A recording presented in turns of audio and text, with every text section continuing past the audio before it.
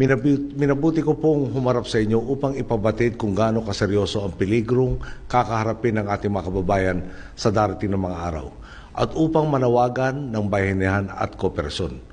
Umabot na at aabot pa sa Storm Signal number 4 ang lakas ng hangin sa ilang mga lugar dulot ng bagyong ito. Kapit po tayo, mga kababayan, magbayanihan po tayong lahat.